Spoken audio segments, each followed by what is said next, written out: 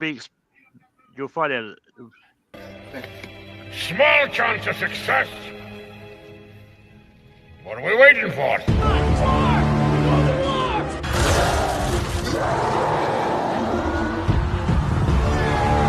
Fellas, I feel this is my lucky day. Brilliant.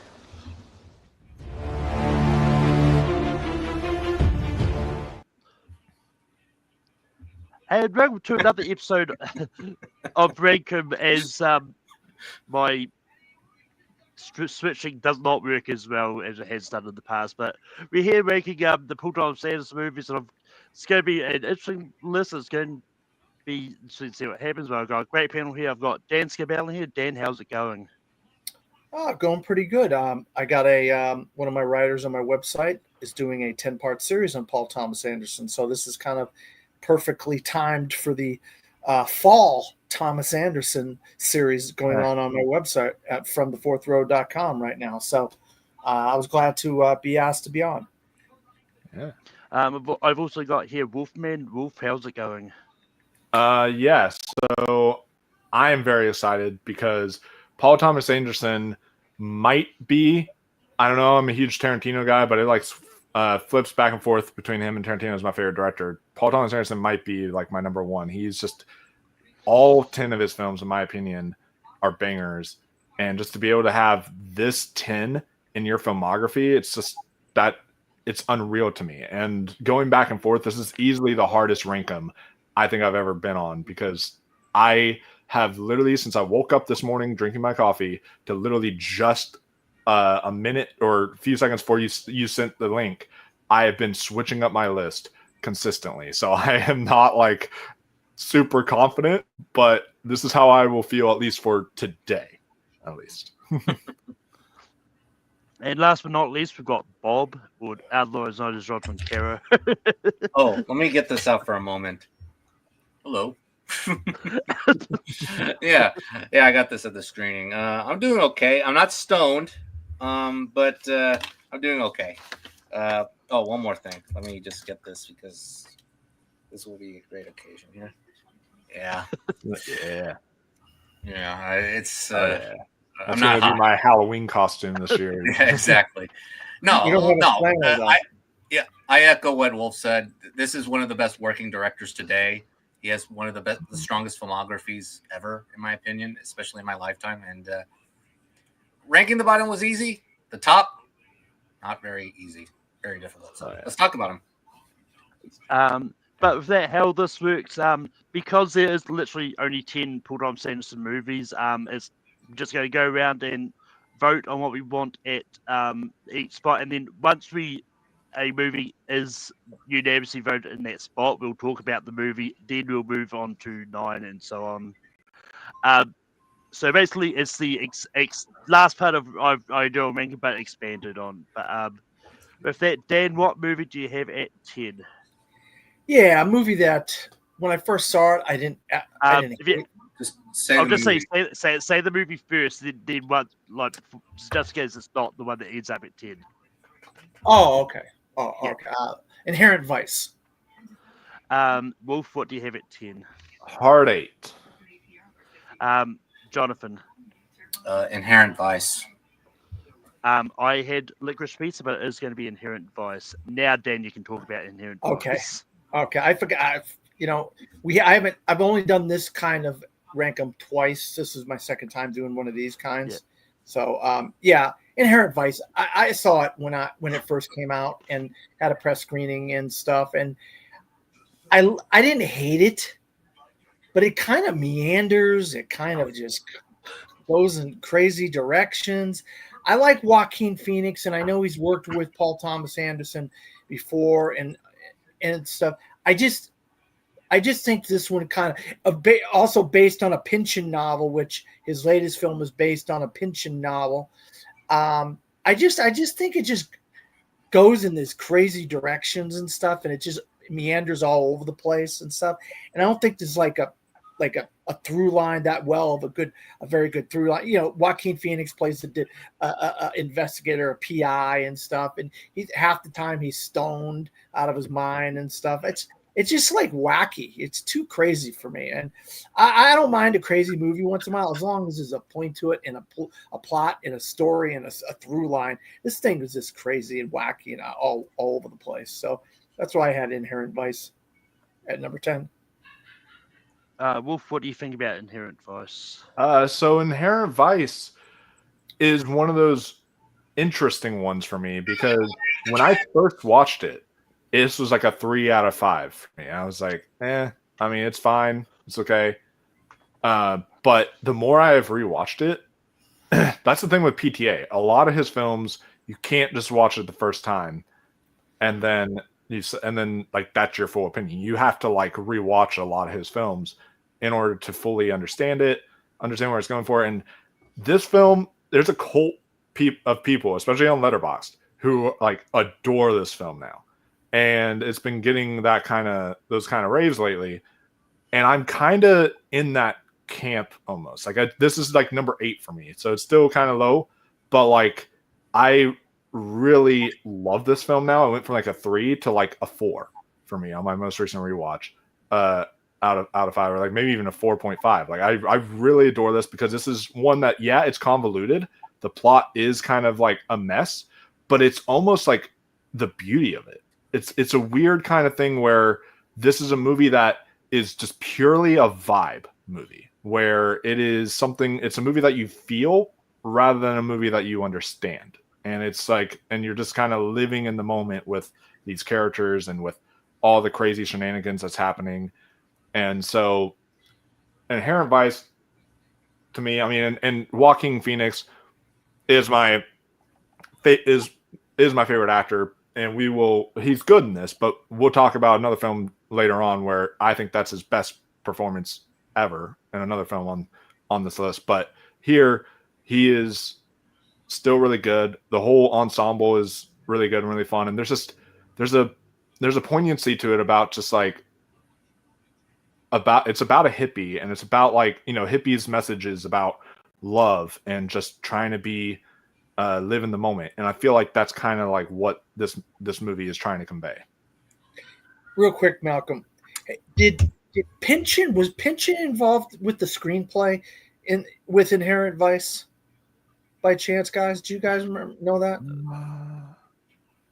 I thought I heard that Pynchon was more involved with the screenplay, but usually Paul Thomas Anderson writes his own screenplays. That's why I was curious. By the way, there was an interview, and sorry to interrupt, there was an interview though where Paul Thomas Anderson apparently has confirmed that he helped to some degree with the screenplays for Killers of the Flower Moon and Napoleon, apparently. So I looked it up. It's really PTA's script. He just adapted it from the Pynchon novel. Okay. Right. I just was curious because it's sometimes when they get the author to do the screenplay, or they're involved with the screenplay, they don't know how to write a screenplay properly, and the movie tends to have some of the craziness of the book or whatever. And that's why I was wondering about that. But go ahead. I know it's your turn, Jonathan. Yeah. So I do agree. Inherent Vice has moments of hilarious moments in humor. But this is the one I struggle with the most. And this is one I'm kind of mixed on. I do need to see it again. I've only seen it the one time back in 2014. And it's the one that I like some of it, but I couldn't help but grasp like what is it about in the end. It's really a stoner hippie vibe movie that doesn't really take off that well. And I don't know, the performances kind of bolstered the movie. I think Phoenix is kind of funny in here, but I do think that, you know, some supporting players like Benicio del Toro, Josh Brolin, Martin Short, Maya Rudolph, Reese Witherspoon, and what's the late Catherine Waterston. I think they're really good. Performances sort of save the movie, but in the end, the screenplay, like Dan said, it does meander quite a lot, especially through the case. And it's one I do need to watch again for sure. So it's like mixed, but I recommend people seeing it, but I will understand if you're confused the first time for sure. Oh yeah. Yeah. I'm gonna take this blind.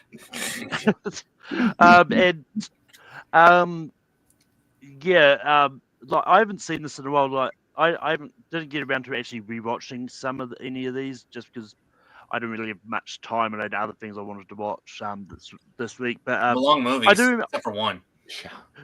yeah. I do remember liking it enough, and I thought it was good. This would have been number 9. This isn't number 9 for me personally, so it's not that far off from where I would have ranked it. And yeah. But Wolf, what do you have for number 9? Number 9, I have Licorice Pizza. Jonathan, what do you have for number 9? Hard 8.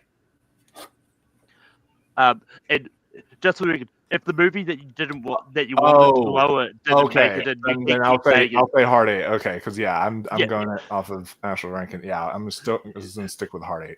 So. Yeah, that's all good. I just wanted to put that out there. Malcolm, you got something wrong with your headphones or something because you're causing some kind of a noise, or somebody is. I think it's fine from my end.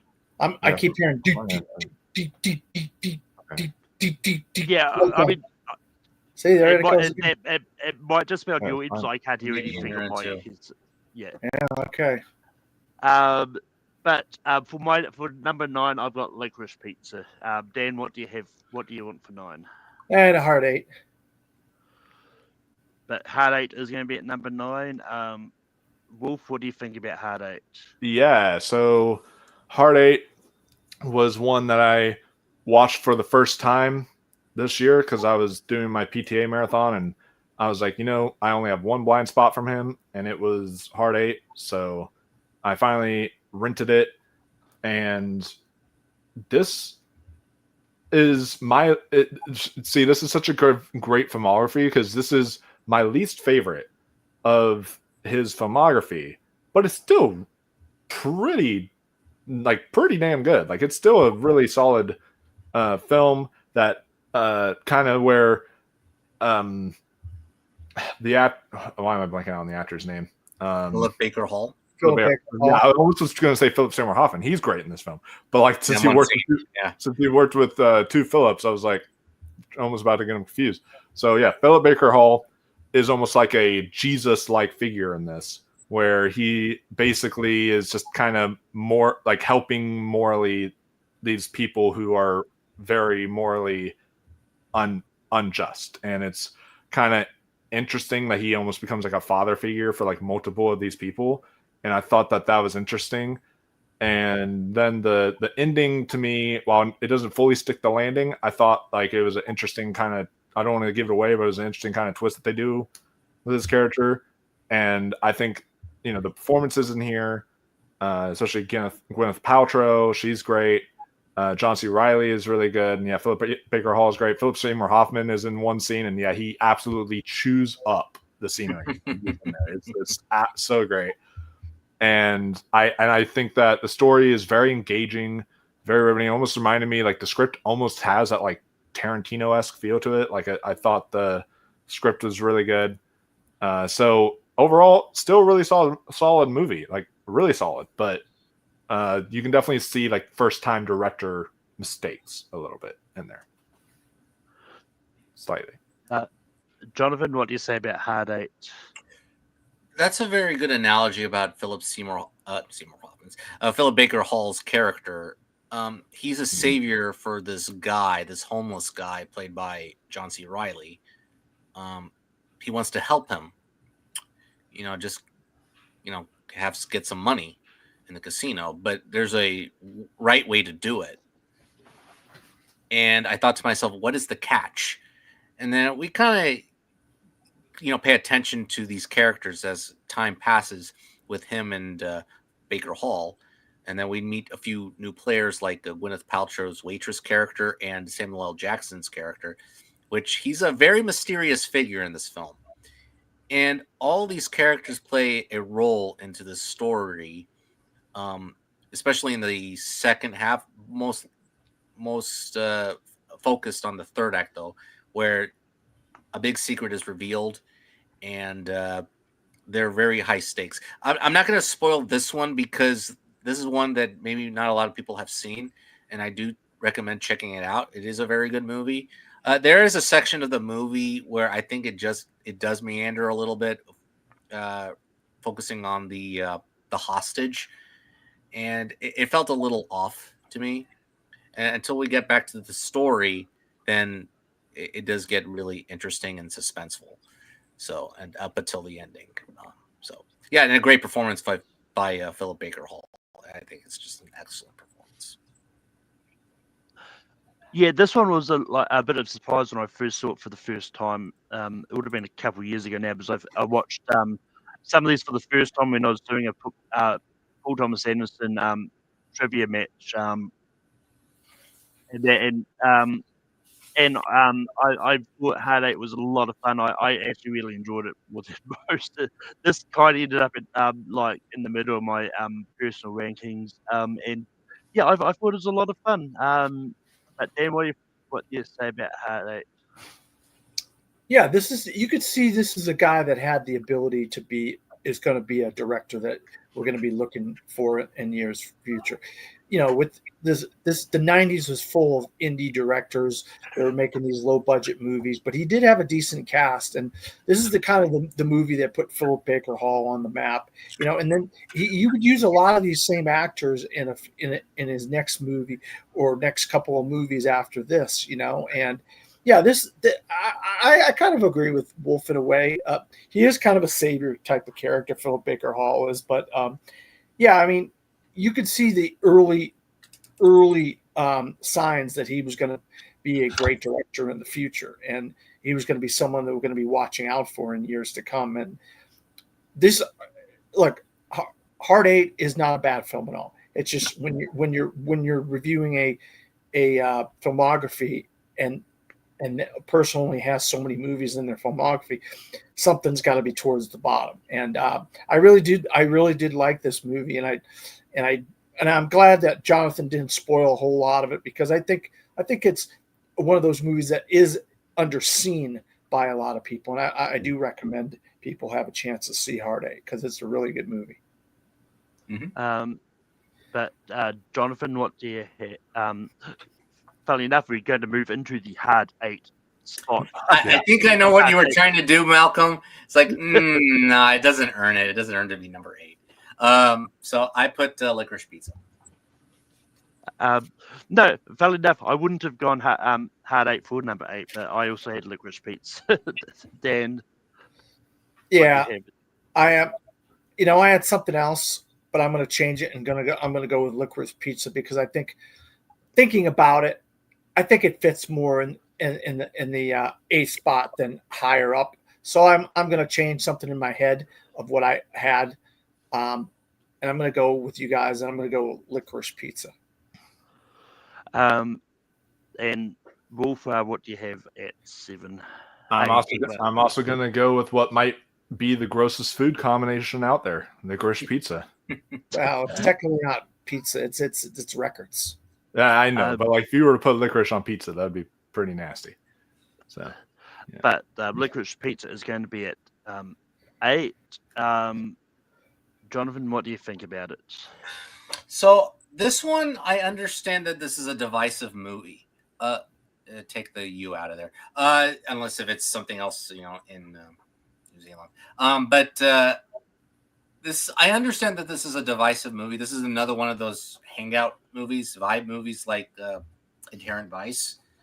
But I think that it is about the 1970s, and it is an era of confusion for most people, whether it has to do with politics, gas shortages, business, racism, even relationships, especially what it's focused on between Alana Haim and Cooper Hoffman. Hoffman does give a great performance. I could definitely see his father in that movie, and also Haim. This is the star-making role that just put her on the map in an acting way. We briefly see her in one of the other movies coming up, but if you think it is an aimless movie, it is an aimless movie. It is about aimlessness for better and for worse. Cooper Hoffman has this idea for having a head start in life, and also having the youthful perspective of love, like innocent love. Whereas Haim's character views it from a more mature manner. and it isn't perfect, but that's what I love about it. However, it does rank a little lower because I don't go back to it as often. It is light, it is accessible, but it is a bit flawed in places. And I do understand the criticisms with a few scenes revolving I don't want to mess up the race. So what's the race in the movie? The Japanese thing, right? Japanese, right? Yeah.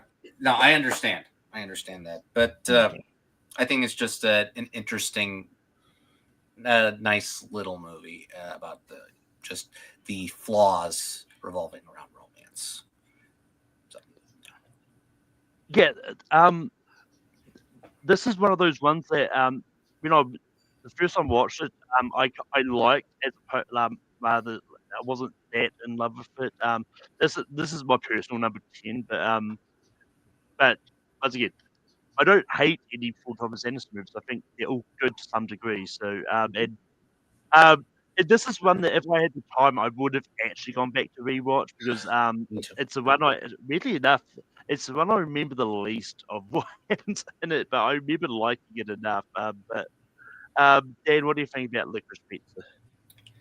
Yeah, I actually thought this was kind of fun. I loved the relationship and the friendship between Cooper Hoffman and Alana Haim. Jonathan said it all. It's a coming out party for both of these people. One's a musician in a successful girl band with her sisters, and then obviously Cooper Hoffman is the son of Philip Seymour Hoffman, which is an Oscar-winning actor.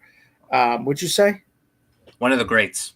Philip Seymour. Yeah, Philip Seymour Hoffman, which is, a great actor, who passed on too soon, too early, and usually children actors of a successful parent, they don't always live up to their parents, and I have a feeling this kid and Michael Gandolfini, I think, are two younger up and coming actors that I've been seeing some good stuff from, and so. I did like him in this, and I liked him in The Long Walk, which I just saw him in The Long Walk recently, and I thought he was great in that. And yeah, there's some zany characters like Bradley Cooper plays a famous person, a real life famous person. Who's he play again? Bradley Cooper. I don't remember the character. Wife, husband. I mean, Barbara Streisand's husband. That's all I remember. Yeah, he plays a real life person, and he's kind of funny in it and stuff. He's got a cameo role, maybe 5 minutes, 10 minutes, maybe he's in the movie or something like that.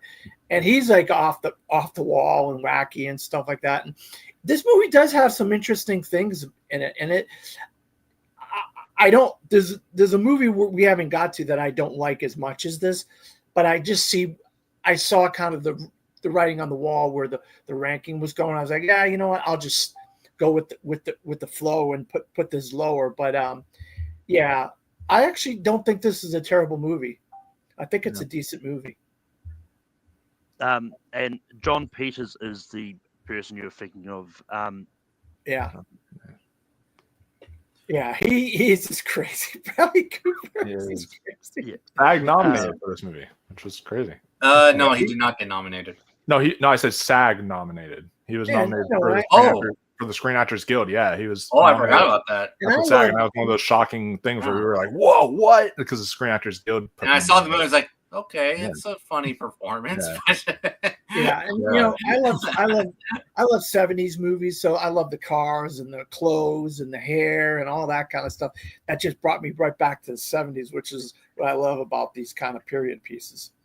Oh yeah, and that's the thing with I guess I'll say my thoughts on it since it's my turn. But yeah, that's the thing with PTA is that he is probably maybe one of, if not the best director at attention to detail. All the little things, all the little nuances, all the stuff, whether it's going back into history and capturing every little thing correctly or whatever it might be, even plot line wise, because I feel like a lot of people who were complaining, and I understand, because this is actually, out of all of his films, most of his films, they work better on rewatches. This is the one that works the least best on rewatches. I actually rewatched it and I was like, it dropped down from my original score and such. I still really like it, but it wasn't I remember seeing this, and I had it initially as like a 5 out of 5 like masterpiece. I thought from him, and then once I saw it again, I was like, okay, maybe not that good. But then, but it's kind of interesting how that works. But I will still say that the people who were complaining at least about the age gap criticism, because I'm kind of with them on the Japanese one, because even though racism was huge during that time, the Japanese joke was more like, huh, isn't racism funny, guys? Like, that's what it felt like it was kind of coming across as, rather than actually making it like a nuanced thing in the movie. But with the age gap, people have to understand that is the time period that this was set in, the early 70s. Like, Elvis literally was an adult when he was dating a 15-year-old Priscilla. Like, that's how it was back in the day. A lot of the ages, it was like, it was a confusing time. Like, like then, and it was just, people didn't know where they wanted to go in life. And that's what I loved about this film thematically, was about how it's about youth, regardless of whether you're 15 or 25, how regardless, you're still young. So enjoy life while you can, because before you know it, life is going to just switch on you, and you're not going to be, and you're not going to be able to do what you once did. So I thought that was very interesting thematically, and PTA is like a king when it comes to hangout movies. I mean, you look at like Boogie Nights, you look at this, you look at Inherent Vice. Like, he does a lot of these hangout movies, and him and like Richard Linklater are like the goats when it comes to that. And so, yeah, I really did like Licorice Pizza quite a bit. But, and also, yeah, Bradley Cooper chews up the scenery, and Cooper Hoffman, really good. Also, Alana Haim, I wanted to point out she was really good for a singer coming in there. Like, she was one of the better performances I saw that year. I thought she was great. So, yeah, I overall solid PTA. Yeah, actually, I want to add one more of Hangout directors, Tarantino. Oh, Tarantino as well. Yeah, he's great. He's up there too. Stuff, yeah. Sure. But with that, we're going to move on to 7, and for me, this might be considered a bit controversial. I don't know, but I've had There Will Be Blood. And what do you have at 7? I have The Master. Wolf, what do you have at 7? I have Phantom Thread. And Jonathan, what do you have at 7? I have something different, but I will concede to Dan, The Master. Oh. But yeah, The Master, I quite like. This is one of those ones that when I watched for the first time, like I didn't know what to expect from it, but I was like, it was. But I think this whole like evangelical type thing for The Master, there, I think it worked. I think Philip Seymour Hoffman and Joaquin Phoenix have a great chemistry in this, and this is definitely one that I'm definitely going to watch more. And yes, Dan, what are your thoughts about The Master? Yeah, it was supposed to be a biopic, or not really a biopic, but a non-biopic of Scientology and the creations of Scientology and all this kind of stuff. But I just L. Ron Hubbard or whatever. Something like that. Yeah. I just absolutely could not stand the Joaquin Phoenix character. He's total jerk in this movie, and he wonders why people don't like him. Amy Adams was good, but I could not get past Joaquin Phoenix character. I did not like Joaquin Phoenix character at all. It didn't matter what he did, or if you think he's redeeming or whatever the type, I just did not like him. He's one of these characters in movies I just could not stand. And I actually would have this below a couple of the other movies we already ranked, but I saw the writing on the wall on a couple of those, so I decided to go with the flow. But yeah, I am not a fan of The Master at all. Interesting. But Wolf, what are your thoughts about The Master? I used to be in Dan's shoes whenever I first watched the movie. And then this is actually, to me, the one that, out of all of the PTA films, that actually best works with rewatches, because because as you rewatch it more themes, not just about Scientology and cult, but also about like the mindset of veterans during this time period and all this, and like and the PTSD that runs rampant and all that stuff. Like I thought so much of these themes thematically really worked more on rewatches, and it's one of his deepest films that he has made, and I was really blown away by it. And it has, and I'm a little biased because it has literally my two favorite actors of all time, which is Joaquin Phoenix and Philip Seymour Hoffman, and both of them are absolutely just killing it in this role. The actual interrogation scene might be one of the greatest acted and written scenes in a movie, at least in the last like decades or so.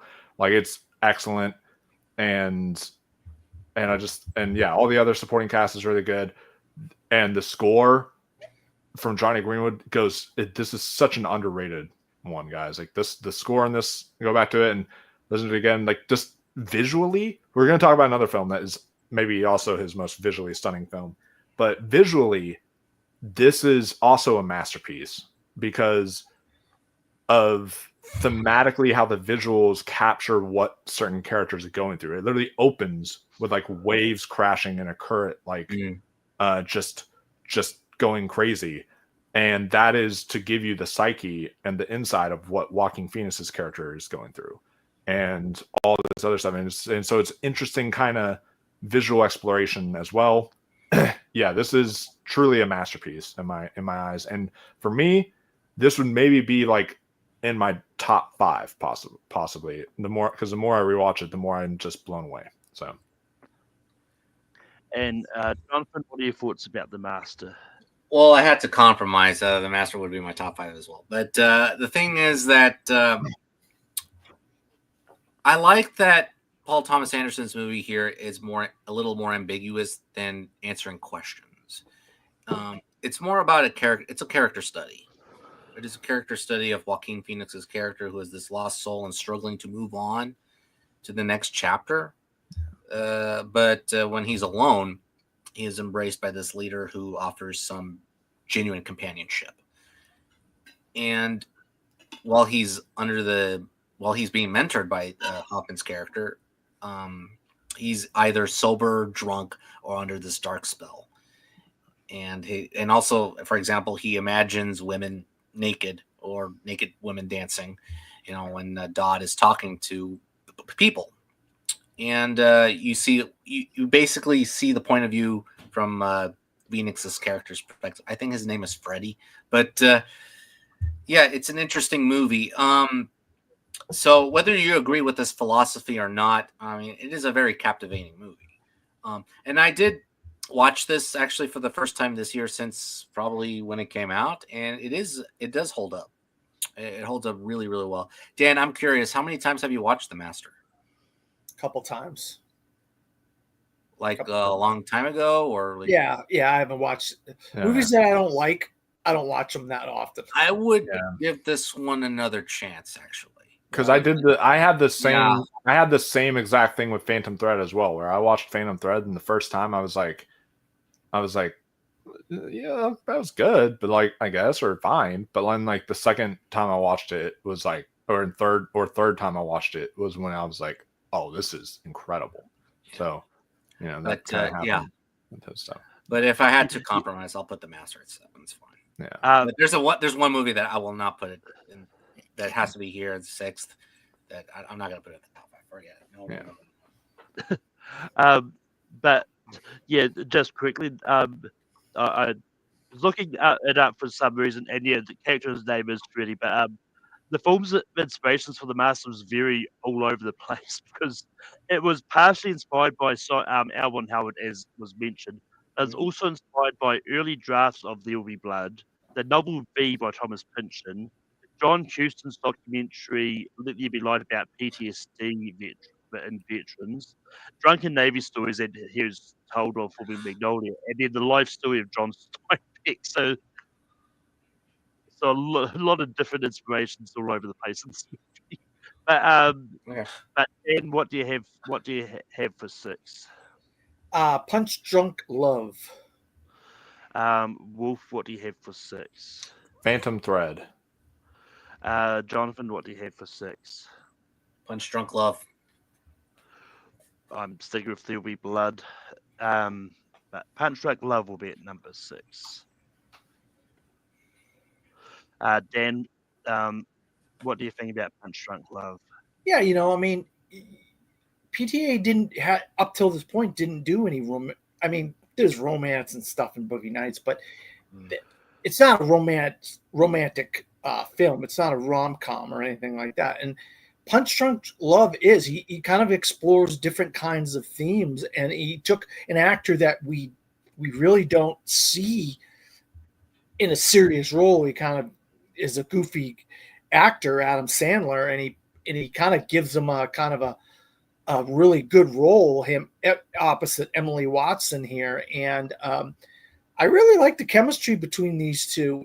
And this is the kind of, I wouldn't mind seeing him doing something like this again, because he's kind of gotten away from doing this kind of movie.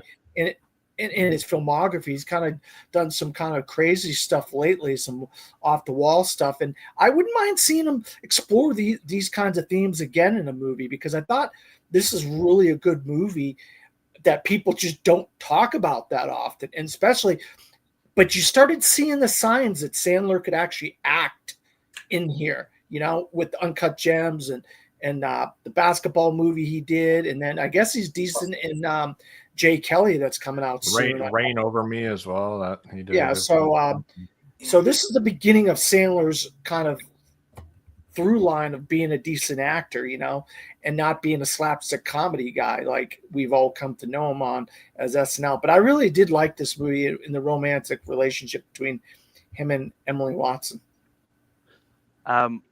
Wolf, what do you say about Punch Drunk Love? So yeah, Punch Drunk Love. That's it on Criterion. Yeah, very excellent movie. This is actually, we were already talking about it. Me and Carson Runquist, we've talked a few times. He's a YouTuber on YouTube, and him and I have had the conversations because of how he feels about Punch Drunk Love, and I felt the same way. This is actually my second favorite PTA film. I think this film blew me away, and I really connected to it. I feel like all of us kind of have a little bit of Barry Egan in all of us to a degree, because he's someone who is longing for love, someone who wants to be seen, who wants to be actually noticed. And there's so much visual little stuff in here where, like, whenever they're kissing in the hotel, he's pushing her slightly into like the darkness, she's pushing him slightly into the light, and it's like a parallel of like he's now being seen while she's just kind of like encapsulating all the darkness that Barry Egan has to go through as well. So it's like there's all this very interesting visual stuff, like the car crash, for example, and that's like referencing her coming into his life rapidly, and this just new feeling that he has in his life. And and on top of that, the color palette and everything, like, it's just maybe the most visually gorgeous movie that PTA has ever done, in my opinion. And if you want to talk about amazing Philip Seymour Hoffman, I quote this all the time did you just tell me go fuck myself? Like, I love his performance in this. He is so good. And yeah, of course, Adam Sandler, this is my favorite performance he's done. It's probably, I know that we have one battle after another we're about to talk about, but honestly, Adam Sandler might be like the most endearing PTA character in performance. It's like kind of a toss-up because of the way that I agree. It's a toss-up between the two, because he's such a delightful character, but also very relatable. And I just think, I've been seeing video essays break down this film, and the more I see that, and then the more I watch it, this is arguably maybe my like second favorite romance film of all time, right behind Eternal Sunshine. I think in terms of like the romance and such. This is just a really beautiful romance, and they have great chemistry with each other. So, Jonathan, what do you think about Punch Drunk Love? What I took away from it, this is a narrative anti-Adam Sandler rom-com fairy tale. That's what I think. Paul Thomas Anderson deconstructs his types of movies here, and he masterfully exemplifies the psychological examination of emotional isolation and eternal rage through stress and pressure from elements of life like work and other people, like his family. I think he has multiple sisters in this movie. It seems funny, but like Wolf said, it's relatable. Yeah. And we identify with him the more you watch it. But the one thing that is powerful enough to bring Barry from his darkness, and we see that in the very opening scene, the first shot, he's in the corner, just talking with someone on the phone, and it's very dark in the in the foreground. But the one thing that brings him back from the darkness is love. And it's love with Emily Watson's character. And she's a very interesting foil to Sandler's character. It's not like the one actress I would choose or in my head. It's like Emily Watson with Adam Sandler. Like, that's interesting. But then we see them together, and it's a very interesting, lovely couple. Yeah, I think they're lovely together. The beginning is a little clunky. Like, I didn't understand what was going on in the beginning, but the more I watch it, I kind of guess what is going on. I mean, it is a melancholic journey, but I think it's just a sweet romantic odyssey. And it's a short movie, actually. It's not one of his longer movies. He went from literally doing a 3-hour film to then doing like a 90-minute movie. Yeah. Yeah. So, yeah, I think this is a fantastic movie. Great performances all around: Sandler, Watson, and PSH once again, delivering one of the best phone conversations in history. Like Paul Thomas Anderson, like he chose, like he wanted to do it. He wanted to do it better than Sandler because he loves Adam Sandler and Adam Sandler moved. So that was the reason he chose to do Punch Drunk Love, which is why I'm actually surprised he didn't try to put Adam Sandler on small roles in some of his other movies later on. It's like, but it is what it is though. But I think Punch Drunk Love's a sweet movie, and this is also my top 5 movies of his too. Like, this is probably number 3 for me. So, I think it's just a fantastic movie, and it's one of those ones that I can really identify with a lot as well. So, yeah. But with that, we're going to move on to number 5. And Wolf, what do you have for number 5? This is tough for me. Oh, this is really tough. Yeah. But I do want to point out first, you were talking about him being in other movies. While Benicio was like excellent in one battle after another, I could have seen like maybe Adam Sandler playing the sensei part or something like that too. That would be funny. That would have I think that could have actually been. Really but it wouldn't work though. Yeah, probably not. Probably not. It's good, but yeah, my next one, I'm still gonna stick with Phantom Thread here. Jonathan, what do you have for 5? Phantom Thread. Sticking with There Will Be Blood. Dan, what do you have for 5? I'm going to go with Malcolm. There Will Be Blood. So we've got a 2-way tie. Phantom Thread or There Will Be Blood. We're going to go to the chat. The first comment I see between There Will Be Blood or Phantom Thread will be what ends up at 5. If not, I'm going to go to get a real DDL. DDL. Has to take the L regardless. Yeah. I've heard some reviews about it. The new movie. I heard he's great. Movie. Not so much. Yeah. I've seen it Thursday. I don't get a screening. I didn't get a screening of it. But we've got Brian chiming in. It's going to be Phantom Thread that's going to end up at 5. But Wolf, what do you thought about Phantom Thread? Yeah. Phantom Thread was one of those that, again, I also watched like the year it came out. I watched it, and the first time I was like, this is good, but like everyone's like raving about this, like it's some sort of masterpiece or whatever.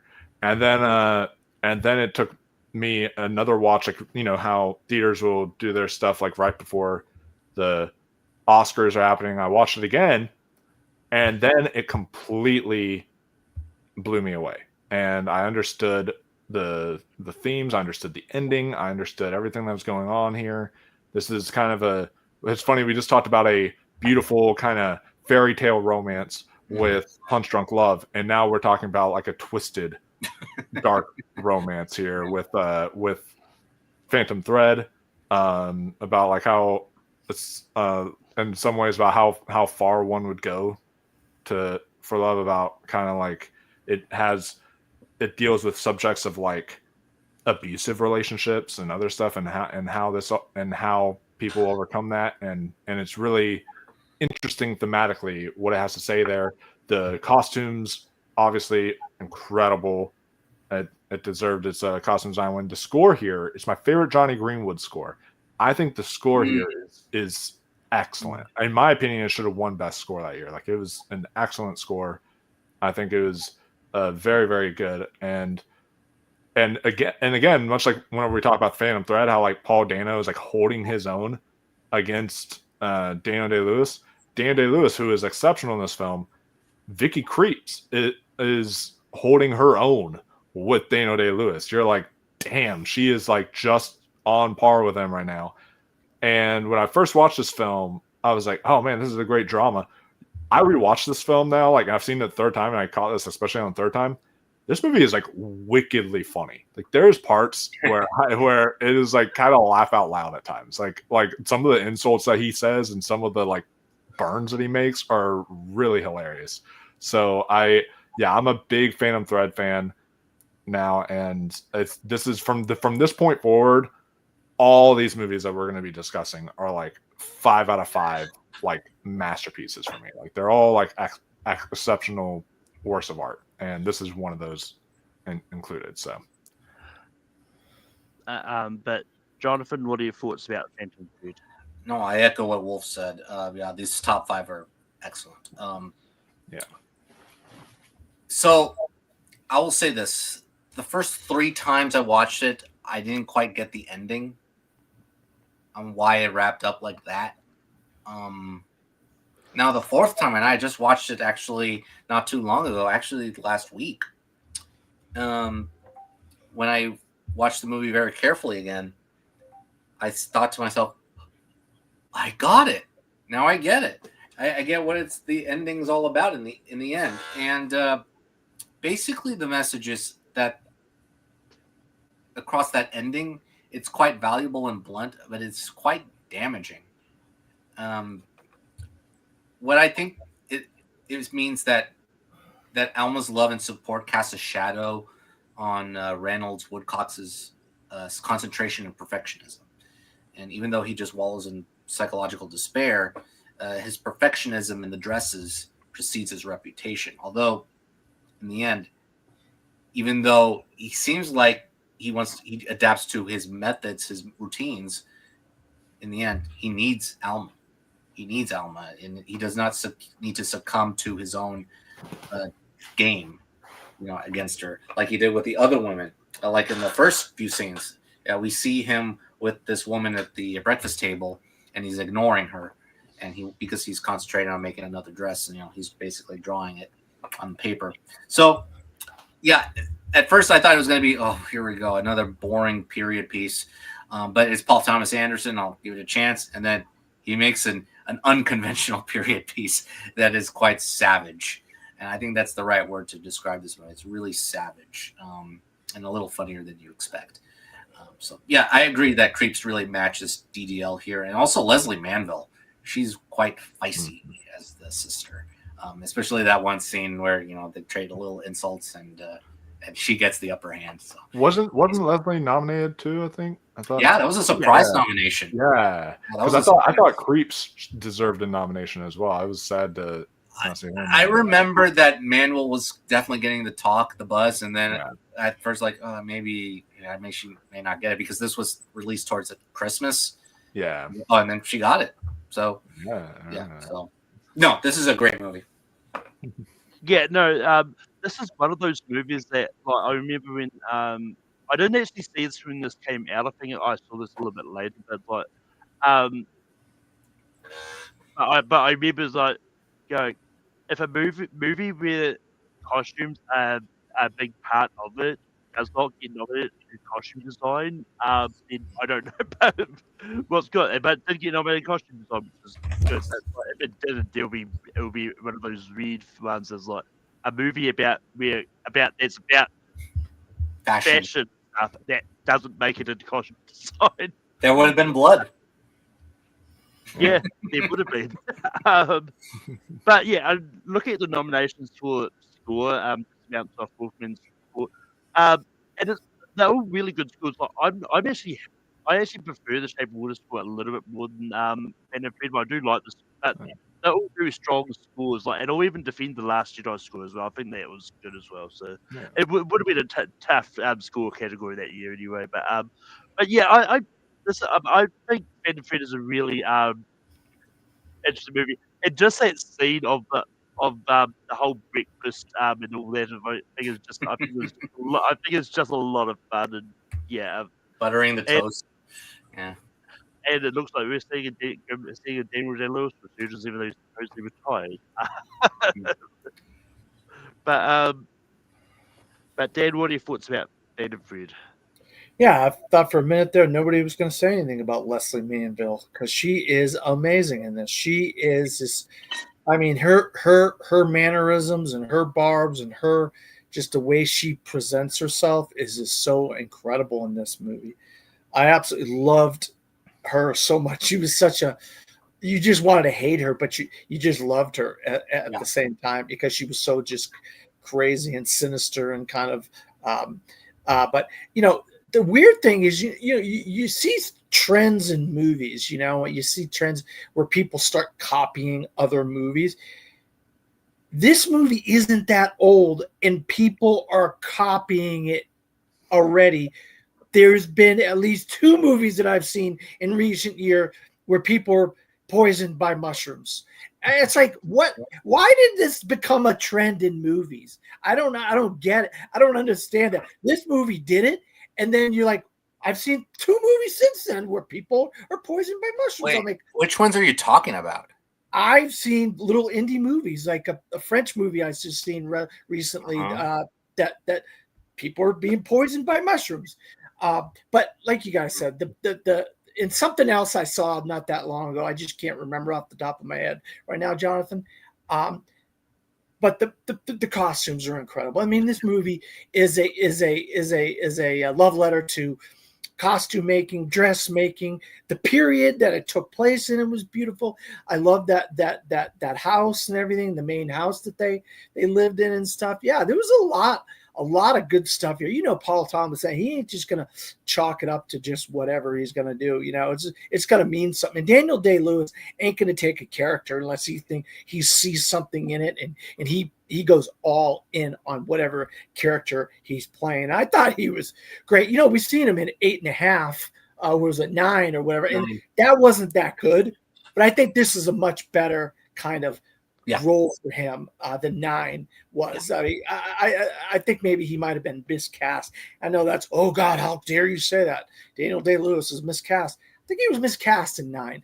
That's just me. But I really do like Phantom Thread quite a bit.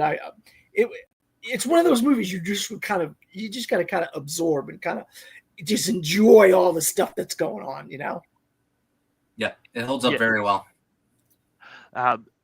That poisoned by mushrooms trend was something that became real life as well, because there's a real life incident where someone poisoned some mushrooms recently in the last few years as well. Yeah, and it's just a weird thing. It's like all of a sudden this movie makes something a thing, and then all of a sudden it becomes like a trend in history, and that's what makes a movie a great movie, when other movies and society is copying it.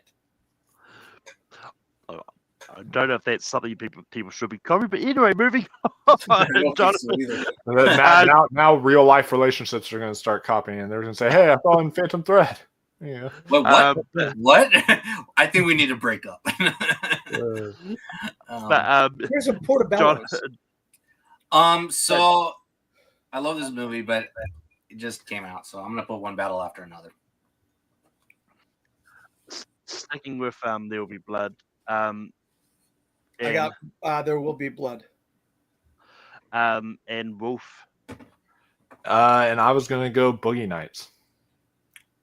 There Will Be Blood will be at 4. Jonathan, what are your thoughts about There Will Be Blood? It's my number 1. Damn it. Okay. Well, really, one battle over There Will Be Blood? Okay. No, I think now you know how I feel about Punch Drunk Love, because that was my number 2, but you know. No. So. Okay, then there should be a new number 1 then, because there's no way in heck. Anyway, There Will Be Blood. I think this is PTA's masterpiece. This is an epic tale about Americana that is quite visually stunning, but also very and darkly interesting. Focusing on Daniel Plainview, played by Daniel Day-Lewis. I think Daniel Day-Lewis gives one of the best performances ever as Daniel Plainview. He just disappears in this role as this initially smart but slimy businessman. I am an oil man. Yeah. So, and when you see him, you see like he's this like normal oil guy, but then once these actions ensue, I don't know if I should give it away what happens in the opening, but probably not. Once these actions ensue, you could see what kind of man he is, and you were very conflicted with his character from the beginning till the end. Even though he has great aspirations or grand aspirations, it's just a mesmerizing character study and an exhilarating experience, in my opinion, from the direction to the acting to the cinematography, some of the most stunning cinematography ever. And Johnny Greenwood's score once again, so percussive, especially during that one sequence where oil has been blown up, and also his son is permanently deaf. I think he's permanently deaf, right? It's just a great scene. And then also the ending. I understand people's frustration with the ending when it came out, and then once I analyzed it in my head, I was like, okay, it's interesting. It's actually very interesting, and I like that it ended that way. It's perfect. So yeah, I think There Will Be Blood is his masterpiece. I think it's a great movie, a great performance from Daniel Day-Lewis, who easily deserved that Oscar. And Paul Dano. Yeah, Paul Dano is also very good as both the Sunday brothers as well. So yeah, this is also another Savage movie as well. So yeah, There Will Be Blood. Yeah, There Will Be Blood is a movie that I like, but I don't overly love. I think it's good. Like, it's just and I like the performance of it. It's the story. I just wasn't at that. I didn't find that captivating for me. But not saying it's bad. Like I liked it, and that I just wasn't. And I was one of those people that was frustrated with the ending as well. Like, but and I'm not saying it's bad at anything, but it's just one of those movies I like, and just the other 3 movies that we haven't talked about yet are either 5 or 4.5 stars for me. So yeah. But Dan, what are your thoughts about There Will Be Blood? Yeah, I just want to say that I respect this movie and everything that Jonathan said. I respect. I agree with a lot of what Jonathan said. I just watched this movie in 2007 in a crappy theater, and the experience wasn't the best. And I've seen it since, and I thought, okay, I didn't like it because of the theater I was in, the time, whatever. And I've seen it since, and I didn't like it since, and I've seen it in better like a TV and stuff like that, with a nice with good visuals and stuff, 4K television and stuff, 4K player and this and that and the other, whatever. And I just don't like the person. And if I don't like the person, I don't like the fact that he's a bully and the way he treats the Paul Dano character. I don't like the way he treats people in general. I just don't. I can't support myself saying, "Oh yeah, I'm going to like this movie because this guy's a bully," but I'm going to like it anyway because he's a bully, and this and that, and I just don't. it's just something I just can't live within myself because I don't like bullies. And I'm not going to support movies that are about bullies bullying people and taking their land and taking their oil. And there's just now I didn't like the way he treated Paul Dano in this movie. But I respect everything that Joseph said. I agree with the cinematography, the movie, the acting. The story just wasn't my cup of tea. Well, what's wrong with Daniel Plainview not being a good guy? I don't understand that. I don't like him. I just didn't like the character. I think that's the point, though. I know, but I would rather see a movie about a good guy. I think what I can understand. So I love Dan. I didn't really understand this criticism whenever he was mentioning this about the Master, only because in the case of that, they set up a PTSD kind of thing that makes Joaquin Phoenix's character not really a likable person. And I think that was an interesting approach and something to explore there. As I was going through this list, so I made a lot of changes to like how I personally feel about certain stuff. And when I was rewatching stuff, I drastically switched things around. And There Will Be Blood is like actually kind of lower down for me now. It's like maybe 4 or 5 on my overall list, because the issue that maybe even 6 on my list, because the issue that I have with it is that not as much of I just don't like the main character, more so there's nothing I emotionally gravitate towards in There Will Be Blood. Like I can't emotionally gravitate towards anything. With Magnolia, that is something I really emotionally get invested in. With Punch Drunk Love, we just talked about that one. I really get emotionally invested in Barry Egan and his character and the relationship and everything. I get emotionally invested in the characters in Licorice Pizza. I get emotionally invested in Phantom Thread and what the girl is going through and all this stuff. Like there's all this stuff that I can emotionally resonate with and even relate to, and there's nothing like that for me in There Will Be Blood. I can't relate to anything. I can't connect to anything here. Nothing really speaks to me that I've dealt with, and I agree, the character is such an asshole. Like the thing is that PTA is great at crafting complex characters. Like a lot of his characters are complex. All of his characters are complex, and that's what's great.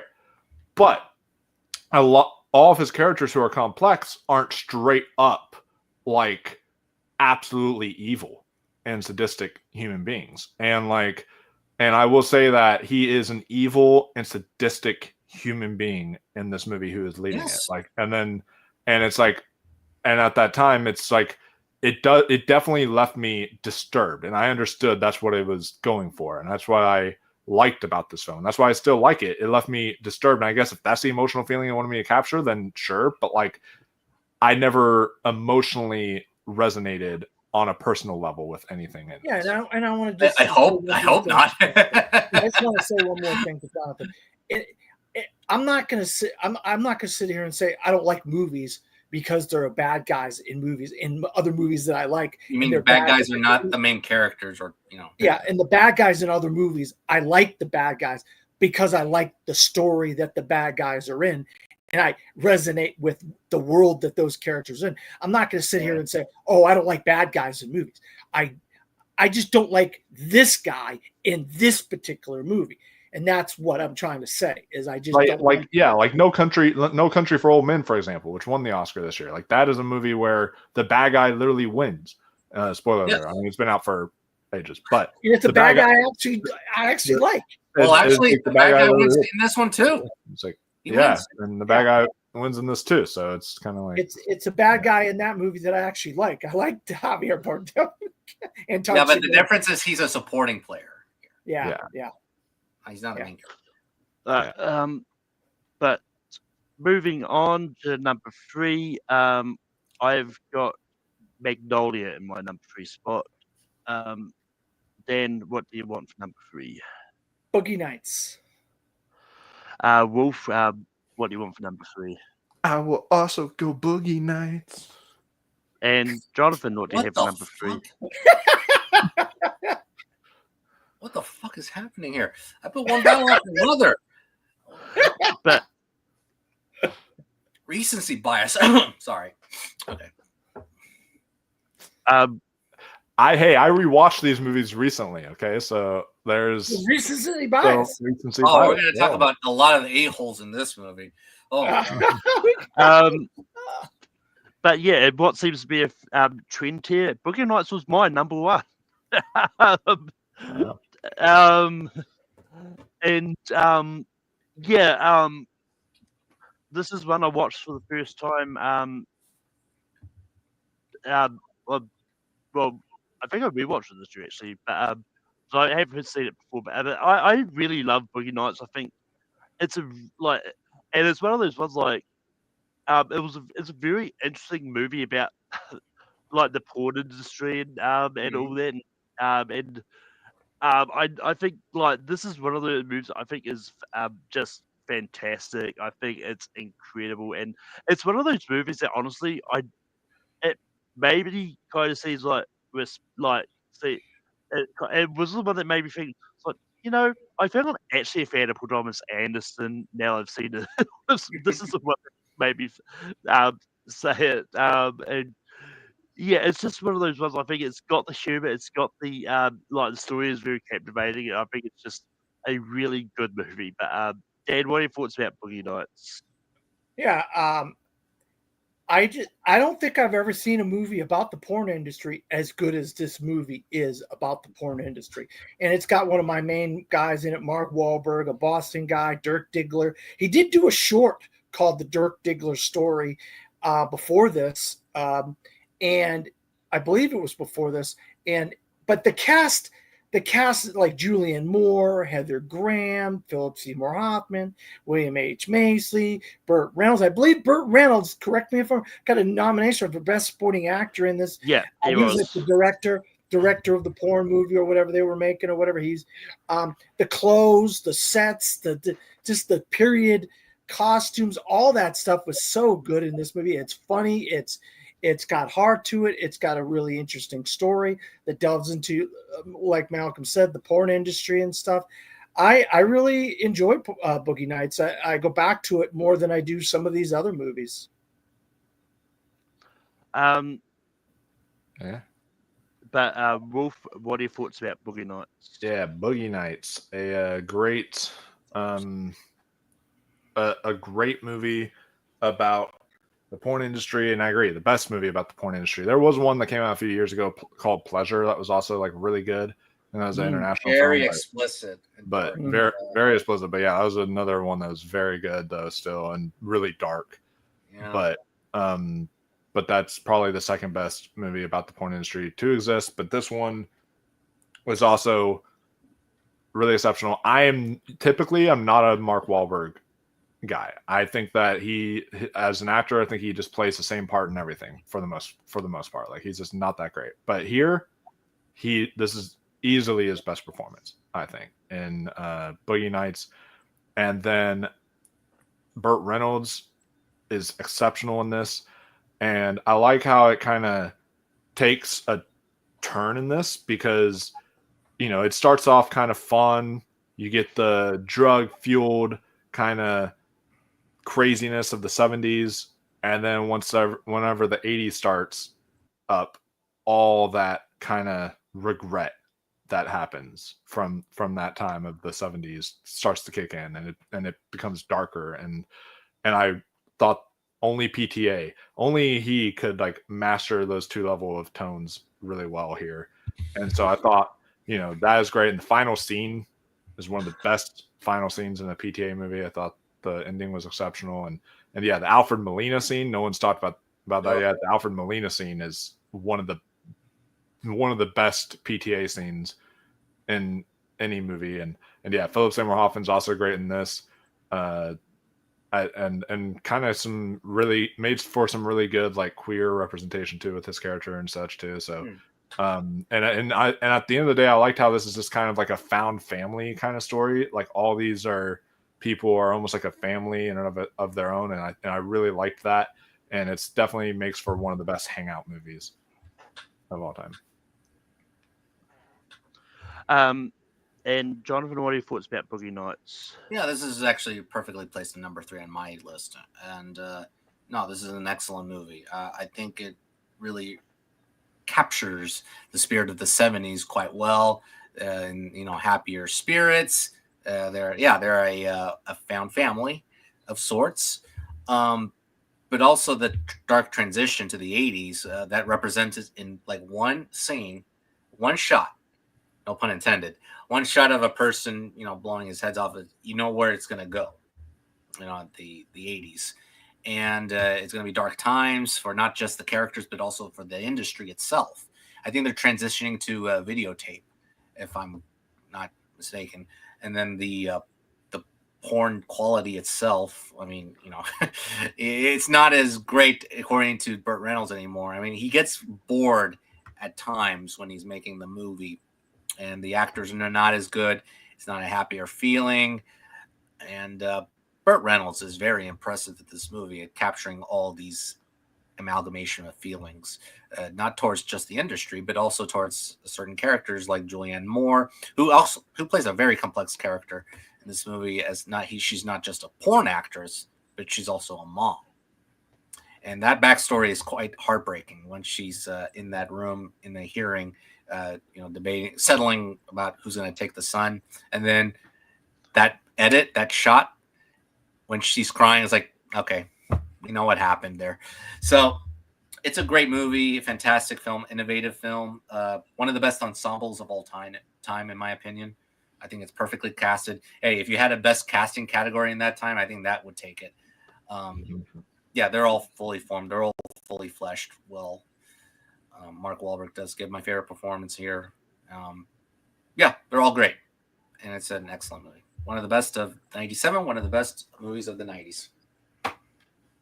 Yeah, this is one that that I'm honestly surprised it only got 3 nominations at the Oscars. Like, I would have easily put it in Best Picture. Well, like the only one I probably would knock out would maybe be The Full Monty, because look at that slate, pretty tough slate as it was. And he should have been year. Yeah, my birth year, which is.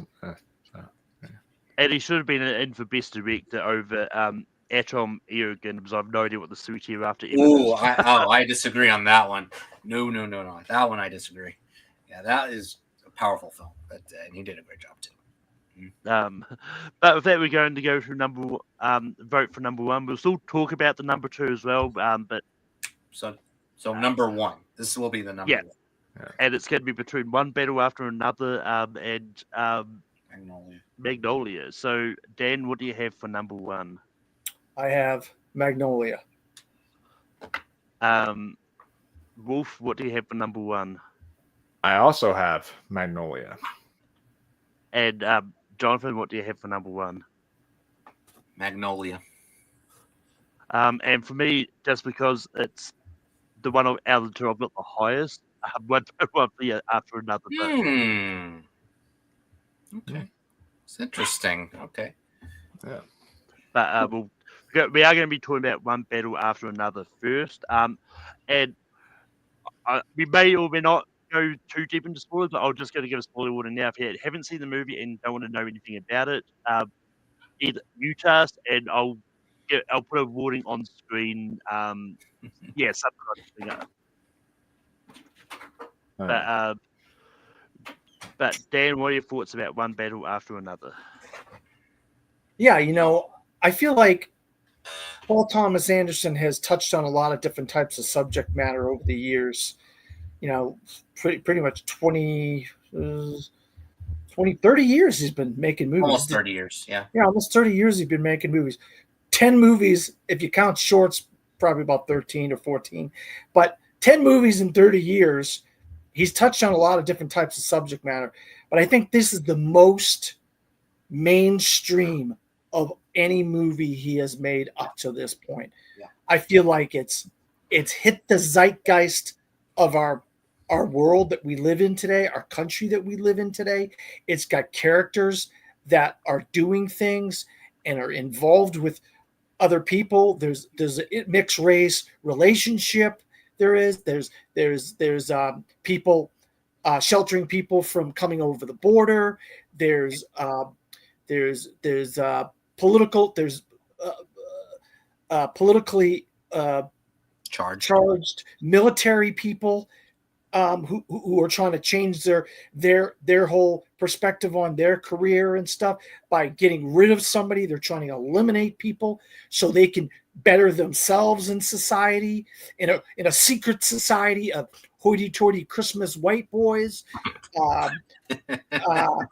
They're just, I just love everything that Paul Thomas Anderson is doing here. I mean, this is the Pynchon novel, but it's based on a Pynchon novel that really has themes and family and love. Here's a character who loves his daughter, and he wants to do anything he can to support. It didn't matter if she's white, black, Asian, Latino, what. This is what he perceives as his daughter, and he's going to go to the ends of the earth to protect his daughter. It's probably the best performance. Sean Penn has won 2 Oscars in his career. He's gonna get nominated for best supporting actor for this role. He talk about playing a nasty character. He is playing a nasty guy in this movie, but you just can't not like him because he's just got that personality that you're just like, wow, this is a crazy guy. Leo is at the top of his game once again. There's a reason why Leo just is very selective with his roles. And he picks the roles that really mean something to him, and he's fantastic.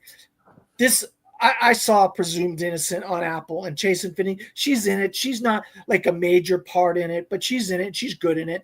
But this is a coming out party for this girl. This is a revelatory performance for Chase Infinity. She is incredible. I absolutely loved her. The chase scene at the end, one of the best movie chase scenes I've ever seen. And I'm a kind of a connoisseur of movie chase scenes. I love car chase scenes in movies, and this is one of the best ones. And the way they filmed that scene was just so interesting. So interesting. The camera work throughout that whole sequence was incredible. I think this is the best movie I've seen all year, with the best direction of any movie I've seen all year. Up to this point, I predicted it back in March. I thought it was going to be the best picture and best director. I just hope it stands up because I think it deserves it. I think it's time for Paul Thomas Anderson. It's his time.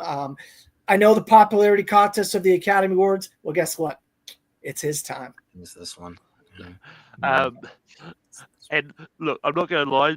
Before I even went to see the movie, I heard people raving about the actress Chase Infinity. I thought they were talking about some random American product placement of it. Yeah, just for that. At first, yes, but now having seen the movie, like that's one of the most badass names of all time. So it's kind of interesting. A bunch of reviewers I'm seeing are saying that like this is the debut performance of Chase Infinity, but she was in Presumed Innocent. So it's like I don't know why. Movie wise, it's like movie wise. This is a movie breakout performance. Movie debut. Yeah, her movie debut, but not her overall acting first role. But this was an exceptional masterpiece. This was a movie I was worried it was going to be overhyped for me because I heard all about the praise. Like David Elric said, it was maybe ever since he's been reviewing movies, he said this might be the greatest wide release film he's ever seen since he's been reviewing movies. Ehrlich, stuff like that, and then like a few other people up there, and I was like, oh shit, this is going to get overhyped for me. I came and saw it, and I am in that. This is not only the best movie I've seen this year, and it's going to take a miracle for anything to top this, but also that this is the best movie I've seen this decade, and one of the best movies of the 21st century, in my opinion. Like this is like that good for me. I was utterly blown away by not only the like action here, but and who would have ever thought I would have lived to see the day that PTA does an action movie of all things. And it's like I've been seeing like that this movie's getting like 40x screenings and such, and I'm like, And I'm just like, a PTA movie of all things being released in that format. That's just wild to me, and I'm so happy about that, and that I can experience this. But and I'm also so happy for him because this is his 10th film, and it's very fitting that his 10th film is actually his passion project that he has been trying to make for 20 years. He's been trying to make this film since he worked on like Punch Drunk Love and all that. He's been really wanting to make this film, but he hasn't been able to. And then he wanted to have Leonardo DiCaprio on for Boogie Nights, and then Leonardo DiCaprio turned that down. So now he is finally able to work with him. So it's like it all came together for his 10th film, and I feel like that's really beautiful. And he was attached to this for quite a while. Leo was. Yeah, he was, and they made for a great collaboration. Leo's great in this. He is going through his Al Pacino phase right now, and it's great. But he's going through and what I mean by that is, like, if you watch any recent movie he's in, he has a freak out yell scene or something like that, or his like yelling constantly, like in the Once Upon a Time in Hollywood, embarrass yourself like that in front of all those goddamn people, you know, that scene and all that. And then he has like all these other movies now where he don't look up. He has like a scream scene in that, or a yell scene or whatever. Like he's like, it's like his like he's going through now. It's no longer like a subtlety kind of phase. It's like all like kind of I want to be loud and such with this performance, and it works really well for this. And I love the character. It's one of the most endearing PTA characters. I think, you know, it's a father trying to, you know, face his past and his regrets that he has, and that he didn't want his daughter being involved with. And they have a beautiful kind of relationship in this movie. And that's one thing that I'm not surprised critics love it, but I am very surprised audiences love it as much as they do. And the reason why, the only reason why I am surprised by that is, and this is the spoilers part, potential spoilers, but we said there would be some potential spoilers. This is kind of highlighting the people who are, you know, you see him throwing these bombs and you see him doing all this stuff. This is highlighting those as like the good guys. Like these are the people who are technically, you know, these extreme leftists, if you will, or whatever that you want to say, like these extremists or whatever, like they are painting those people out to be the good guys. And it does explore it in a deeper way of saying like what they believed in, what they stood for was good, but maybe what they did wasn't so great, like that kind of thing. And so it does like still have a deeper level to it. And that's what I loved about this movie, is it wasn't just an action movie. Like every single thing had its purpose, had meaning. Every frame was a work of art. It all had a purpose and was very profound. And I was able to really relate to it because of not only what we're going with in America, but this is a very anxiety-inducing movie. And I feel like that's perfect because this is telling you, showing you basically the anxiety it is to be an American right now in current America. And it really captures that really well. And yeah, Sean Penn, he has not been this great in years. I think right now it's between him and Stellan Skarsgård, I think, for the Oscar. Like he is absolutely phenomenal. He's my favorite supporting performance I've seen so far this year. But I still have more movies I gotta see. But yeah, what a performance from him. Chase Infinity, I'm definitely going to be on the lookout for her. And I think this is definitely going to win the casting Oscar, because I think the whole cast here, Regina Hall, you know, was really great. I think that Wicked for Good still up there. That all the other ensembles here, even Alana Haim comes back to the PTA family and such in this. So everyone has their own little parts to play. Tiana Taylor is great in her first few scenes that she's in. So yeah, this movie really hit deep, and it's sort of like what I wanted Civil War to be. You know, when that movie came out, that movie was technically well made, technically well crafted, with great action sequences as well, but it didn't go beyond war is bad. Yeah, we know war is bad, but it didn't really go beyond that. And this really explored things on a much deeper and more relatable and more personal level. And I really respect it for that. And yeah, this is top tier. Paul Thomas Anderson, probably his most rewatchable film. I've already seen it twice, and I'm planning to see it again. Probably his most rewatchable film. And the 2 hours and 42 minutes flies by. You don't even feel it at all. not even a single bit. And there's nothing I would cut out of this movie. This is one of those rare examples where everything I'd keep in there because it is all just perfection in my opinion. So this actually got. I don't do this often in theater movies. This is very rare for me. This was like a 2-minute standing ovation for me as soon as the movie was done. Like I was like, I absolutely had to do that. And even the credits, those who are watching it, stay for the credits because even the songs that they choose actually add more development to certain characters, which I thought was interesting. The credit songs, like that's attention to detail right there and attention to your characters when you can actually further develop a character with the song that you chose for the end credits. So yeah, that's my thoughts on one battle after another. I like the original title, Battle at Back and Cross better, but I still think that this is, but this does fit the more, I guess, political angle to have one battle after another be done. Yeah.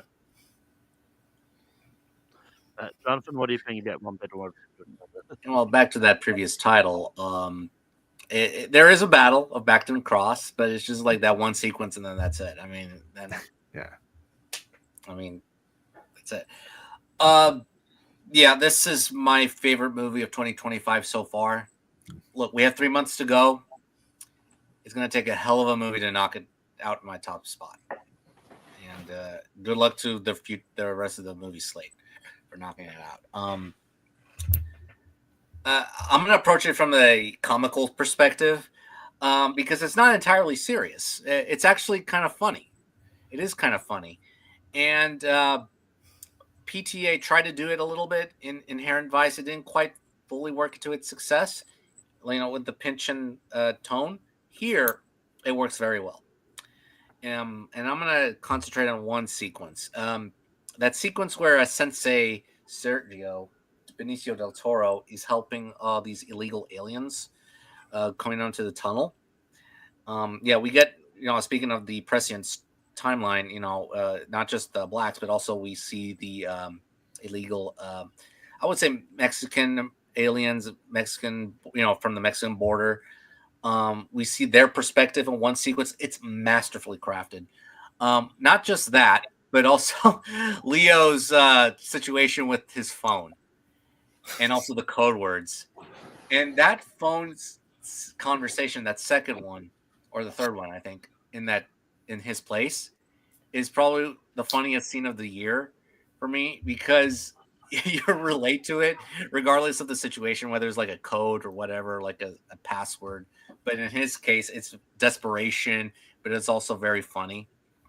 And when he, cries like, I can't remember this one. and I'm going to stick a load up your, dynamite up his, bottom. And then Benicio del Toro's character just says something like, that DiCaprio said, I couldn't say what time it is. And he just says 8:15 casually. And that's hilarious. And, but the conversation just go on and on as it gets funnier and funnier. Because once he talks to, I think his name is Comrade Josh. What a terrible, ridiculous name for a revolutionary. Comrade Josh, and then he just goes back and forth with him, and then he talks to another revolutionary, and they sympathize with him. They talk about the commonality they have with each other. I'm not going to spoil that part because it's hysterical, but once they find out, it's like, okay, everything is cool. He got coordinates, and then he goes back to Comrade Josh, and he says, "Hi, prick, give me the fucking coordinates." It is Comrade Josh. That's the line delivery is hilarious. So yeah, this performance from Leo, I think people do not credit him compared to Sean Penn or Teyana Taylor or Chase Divinity. I think Wolf was right about endearing characters. What was the one endearing character you said? It was Barry Egan as well. Yeah, Barry Egan. Yeah, this is the other one, Bob. Yeah. Because his ultimate mission is to find his daughter, regardless of the race. It's just to find his daughter because she's the only tie to his past left that she wants to carry on. And yeah, they're great. And I do see like Paul Thomas Anderson's personal touch to it, especially tied to his personal life because he is married to Maya Rudolph and they have 4 kids, I think. And I understand from his point of view. And it's quite emotionally involving. And there is an edit. I'm not going to give away this part, but there's a huge reveal that is edited very well between the church scene and Leo riding in the car. And that edit is kind of heartbreaking. And when, talks about braiding her hair, he can't do it. The normal fatherly stuff because, Perfidio's not there. And it's quite devastating from his point of view. And that's why I felt like, oh, Leo's not funny, shenanigans again. No. Even though he doesn't do as much compared to other.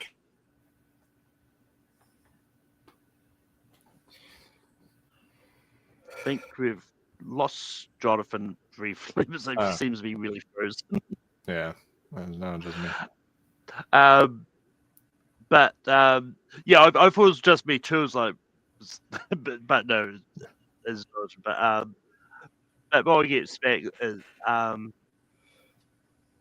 but yeah, this is one of those movies that I kind of wish more people are rushing out to go to see. I know, like Paul Thomas Anderson is like really polarizing, and people are just sort of worried about his movies and stuff. But it's like it's at the stage it's only made like shy of like $50 million, and the budget was like 130 million. That's worldwide. Like in America, it was like 20 million. But yeah, I thought this movie was fantastic. Like it was just one of those ones that I thought was getting like this is one of those ones like I think that like I think One Battle After Another I think is the better title for it because like it's essentially like Bob's going through one battle after another. Is like when you think that it's like it's he's got some time alone. Like he's got and then something else comes up and like it just sets him off again. And I think it's great. And this is one of those movies that I did not expect to be a subtle Christmas movie at 1.2. I was like, because it does take place over Christmas time. I was like, because when I was watching, it's like, hang on, that's Hark the Herald Angels sing. It's like, what? And then obviously, it's like, it's just really surprising. And then that whole chase sequence at the end, which I won't give away, is like, I think it was so edited perfectly. There's like, you have no idea who's after who and who's close to who's. Like, I think it was just really amazingly edited. Look, if this movie is not nominated for editing, at least, I will be really surprised about that. He's out too in the Oscars, Malcolm. A best picture winner's got to get that editing nod. Oh yeah. And I think with the fast editing and the pace of this, and the fact that it's 2 hours and 42 minutes and flies, I think that'll definitely help with that. Yeah. Can you hear me now? Yeah, we can hear you now. I don't know what happened. Yeah. I mean, I think. Well, I do think that like it should get into editing, but I think I've always been in the impression that I don't think it necessarily needs to be nominated for editing if it's going to win. I think it's possible to win without editing. But yeah. Can I quickly sum up before I was rudely interrupted by the computer being crazy. I was going to say Sean Penn is incredible. Yeah, definitely one of the best villains in recent memory. With Colonel Lockjaw. The moment where let's just say he comes back. I'm like, what the hell? I did not expect that. Honestly. Yeah, I was like, what the hell? What is this? How the heck? Yeah. I was like, okay. My only, it's very small nitpick. Nothing took me out of this movie, but like my only, if I had one nitpick, is that I felt like his face should have been way more mangled at the end. Like, because it's like you get shot with a shotgun, and it's like it didn't seem like it was like a. Well, how would I know? How would I know? And do you think that was? I want to ask you guys real quick. Do you think that was on perfect that he ended up with a cleft lip? at the end? Yeah, I think so. You think? No, but I was gonna say it's karma. That's Yeah. all I'm gonna say. It's just karma at the end because his motivation bites him in the butt. That's true. Yeah. Yep. And to actually quickly bounce on that point, I said in the group chat after I saw it, was like, with the way Sean Penn was like his character looked and the way he talked, I get like if they ever did a Vince McMahon biopic, cast Sean Penn as Vince McMahon. It's like, Ooh, that's He not bad. definitely That's not inspired, bad. even the way he walks. Yeah. He definitely Oh, inspired can you imagine him doing his that walk? motivations. The Vince That's McMahon right. walk? Yeah. Oh God, that'd be Yeah. amazing. That's not a bad casting right there, Malcolm. No, I was gonna say the exchange between he and Chase Infinity is kind of gold. I mean, like, I'm not gay, if that's what you're saying. I'm not a homosexual. I mean, there's a little bit of humor in that, villainous character, but because of why his shirt was so tight. Like, why do you wear a shirt so tight? Like, I mean, it's a valid question. I mean, she's a child in the end. But I mean, yeah. But yeah, it's an excellent movie. It's going to get a lot of Oscar nominations for sure. I think it's the one to beat right now. But with that, that is the end of the spoilers. And we move into number one, which is Magnolia. Dan, what are your thoughts about Magnolia? Yeah. In the best year for movies ever, the best Paul Thomas Anderson movie came out. And one of the reasons why 1999 is the best movie year ever, in my opinion, is Magnolia. This movie is incredible. It's got so many themes about parenting and families and growing up and trying to capture, be somebody that you're not, and then people calling you out on who you are and your BS and all this craziness. And of course, it ends with a bunch of frogs. When the old thing, yeah, I'll believe that when frogs fly or something like that. Well, there you go, you get frogs flying. I just think this is the best performance. For the longest time, I've been back and forth between Born on the 4th of July and Magnolia as my favorite Tom Cruise performance of all time. I really do love him in Born on the 4th of July. But as Frank T.J. Mackey, you get to see a different side of Tom Cruise you don't really get to see, where he's a successful motivational speaker. But then this woman just breaks him down one question at a time and just really just after another. Yeah. And I just think he was so great. And I think probably one of the best grouping of 5 supporting actors. I've been following the Academy Awards ever since I was a little kid, since 1980. I don't think there's been a 5 supporting actor category as good as the 5 that were nominated this year: Jude Law, Tom Cruise, Haley Joel Osment, Michael Clarke Duncan, and Michael Caine. I think that 5 might be the best 5 supporting actor category of all time, in my opinion. Just me. This is just me. I'm talking. But the movie as a whole, I mean, John C. Reilly, Julianne Moore, once again, Philip Baker Hall, he's amazing.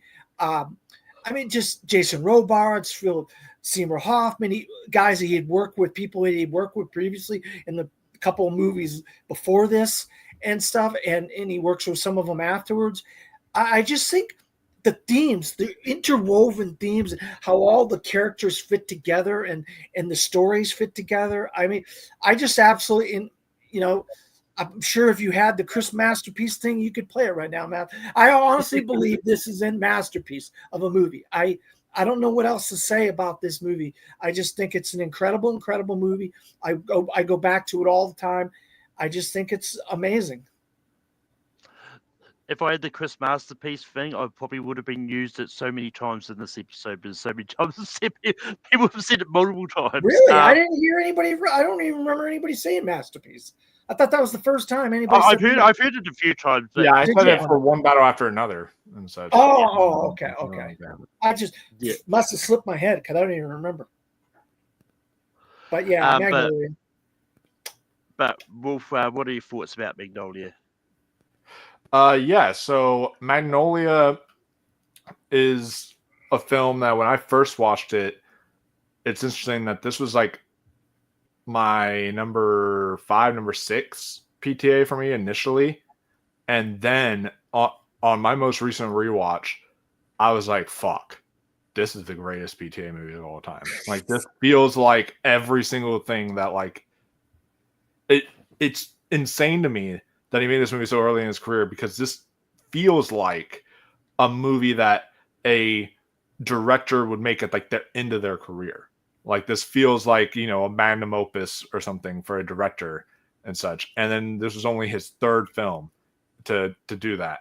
And just the themes here about like our past traumas, and can we overcome our past traumas and forgive those past traumas in our lives, and the way that all these characters intertwine with one another. And it's just, it is absolutely just exceptional. And the way that this film just plays out, like, you don't even feel the 3 hours. And all the performances here are absolutely exceptional. It's funny because this is my favorite PTA film, and you know, PTA himself said, maybe I could have trimmed down that film. Like, it's not my favorite film that I've ever done, and all that stuff. And then Stanley Kubrick said the same thing about Barry Lyndon, and that's my favorite Stanley Kubrick film. So it's like, maybe I'm just into these big, grand 3-hour epics from certain directors. But yeah, I thought Tom Cruise delivered maybe the performance of his career in this. Everyone else was exceptional. And this film is already being basically modeled and copied because of Weapons this year. Just Weapons itself, like, basically models the style, models certain characters from Magnolia. And yeah, this is, I think, his most profound, most deepest film. That ending, probably one of the most beautiful endings in cinematic history. I was going to say that. I'll change it up a little bit. Crash modeled after this in a way. Yeah, I do. But Jonathan, what do you say about Magnolia? Yeah, I knew this was going to be kind of number 1 after the There Will Be Blood thing, but because this is his most ambitious movie. Yeah, this is an original movie, and the prologue, it sets up the whole Odyssey quite nicely, in my opinion, the more you watch it, because it's all about urban legends and coincidences. Because if without that prologue, then this would have been self-indulgent as hell, and it would not have worked at all. And the prologue just, it sets it up very nicely. And then we go to this array of characters, array of interesting characters quite nicely. They interconnect with one another in a way, and it's quite moving. It's fast. It's actually very fast because it's another anxiety-inducing film, 3 hours. But in the end, while rain is starting to pour down very quickly and the anxiety rises, you could see a sigh of relief once the ending, wraps up the whole film. And there are a lot of great performances all around. They let go. Some of the best performances of their career, like you said, Tom Cruise, definitely one of his best performances. Actually, it is kind of my favorite performance. Well, one of 2 favorite performances. I like Collateral. Julianne Moore, Philip Seymour Hoffman, Philip Baker Hall, Jason Robards, John C. Reilly, Melora Walters. She's great. I do want to add up to the ending, though. The last shot. One of the best fourth wall breaks ever. Like, it's just 1 or 2 seconds, and it just sums up what everybody has went through, and everybody's going to be okay. In the end, despite the roller coaster ride they go through. So, and maybe except for a few characters, but Magnolia is excellent. One of the best movies of 1999. One of PTA's best movies, but it's certainly PTA's most ambitious film. It's an extraordinary movie. Yeah, I think Magnolia is a great movie. I think it's really incredible. And yeah, this is one of those ones that I do think that I haven't that I do is another one that I would have probably gone to rewatch for this if I had time because I don't remember a ton about it. But I do remember really liking it when I saw it. And yeah, so but that does end our Paul Thomas Anderson ranking.